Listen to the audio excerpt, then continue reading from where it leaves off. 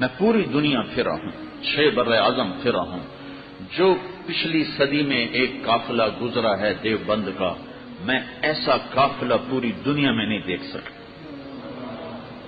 میں عقیدت سے نہیں کہہ رہا ہوں، میں بصیرت سے کہہ رہا ہوں۔ ہر جگہ اللہ کے رجال ہیں، ہر جگہ اللہ کے چاند اور سورج ہیں جو ہدایت کا ذریعہ بنے، پر پچھلی صدی میں جو ایک قافلہ گزرا ہے، اس قافلے کا مثل پوری دھرتی میں نے نہیں دیکھا۔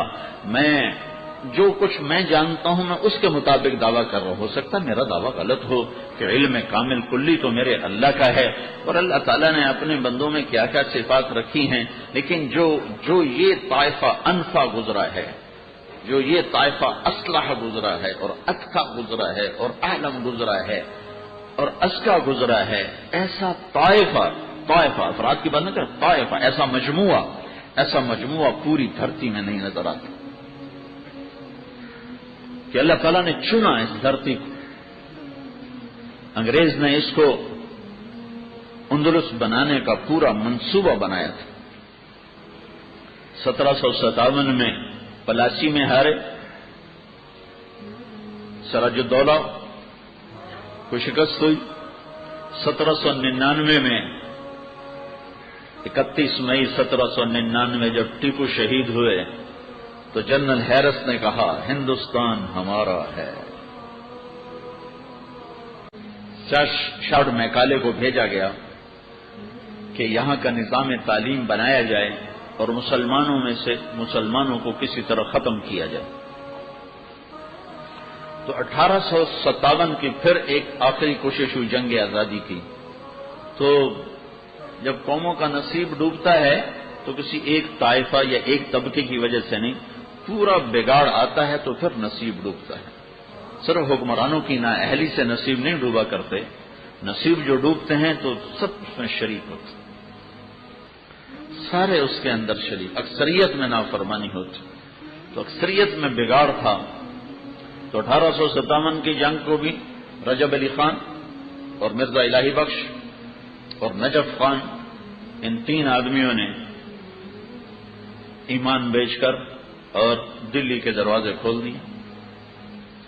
اس کے بدلے میں رجب علی خان کو سونے چاندی کے ڈھیر ملے، وہ امبالے کا تھا، تو اس نے پورا ایک سونے کا فوارہ بنایا، سونے کا، جس میں سے شراب نکلتی تھی، اور وہ بیٹھ کے پیا کرتا تھا اپنے مصاحبین کے ساتھ۔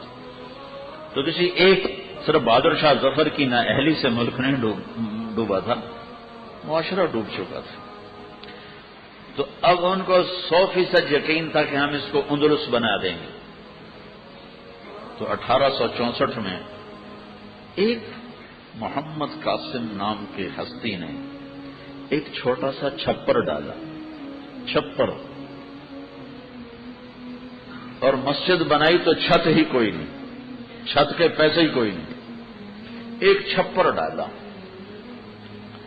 اور ایک انار کے درخت کے نیچے پڑھانے والا بھی محمود، پڑھنے والا بھی محمود۔ 1989 میں گیا تھا دیوبند، تو وہ انار کا درخت اس وقت تک تو کھڑا تھا، بعد میں نے سنا کاٹ دیا گیا۔ انار کے درخت کی عمر ہوتی ہے 15 سال، میں زمیندار کا بیٹا ہوں، باغات کا تجربہ ہے، 15 سال سے زیادہ انار کی عمر نہیں ہوتی، خود ہی سوکھ جاتا۔ وہ 125 سال کھڑا رہا انار کا درخت، 125 سال ناممکنات میں سے، وہ تو بھی کھڑا تھا، پھر کاٹ دیا گیا، خود ہی کاٹ دیا گیا۔ شاید حضرت عمر کی سنت پہ عمل کیا کہ وہ کی کر کے درخت کو لوگ آ کے تبرکاً چھونے لگے، تو حضرت عمر نے کٹوا دیا، تو اسی کے ابتداء میں وہاں کے مشائخ نے اسے کٹوا دیا۔ تو 89 میں وہ درخت صحیح سلامت تر و تازہ کھڑا ہوا تھا۔ تو اللہ نے اپنے ایک بندے کے ذریعے سے ایک اینٹ اور ایک چھپر بنوایا، اور یہ معلوم نہیں تھا کہ یہ چھپر نہیں بن رہا، سارے باطل سے ٹکرانے کا نظام بن رہا ہے، وہ سارے باطل کی اسکیموں کے ٹوٹ جانے کا نظام بن رہا ہے۔ اور مسجد کی چھت کوئی نہیں، تو نانوتوی صاحب رحمت اللہ علیہ پریشان ہوتے تھے کہ چھت کوئی نہیں۔ تو خواب میں اللہ کے نبی کی زیارت ہوئی، تو آپ نے فرمایا قاسم پریشانی کیا ہے؟ کہا جی چھت کوئی نہیں مسجد کی۔ کہا اس میں پریشانی کی کیا بات ہے؟ بیت اللہ ہزاروں سال بغیر چھت کے کھڑا رہا. بیت اللہ پہ چھت بھی قریش نے ڈالی. جب آپ کی عمر 35 برس تھی تو بیت اللہ کو توڑ کے اسے بنایا گیا تو چھت ڈالی گئی. اس میں کیا فکر کی بات ہے, بیت اللہ بھی بغیر چھت کے کھڑا رہا. تو میرے مالک نے اس ملک کو سارے عالم کے لیے ایسے مدارس پوری دنیا میں کوئی نہیں,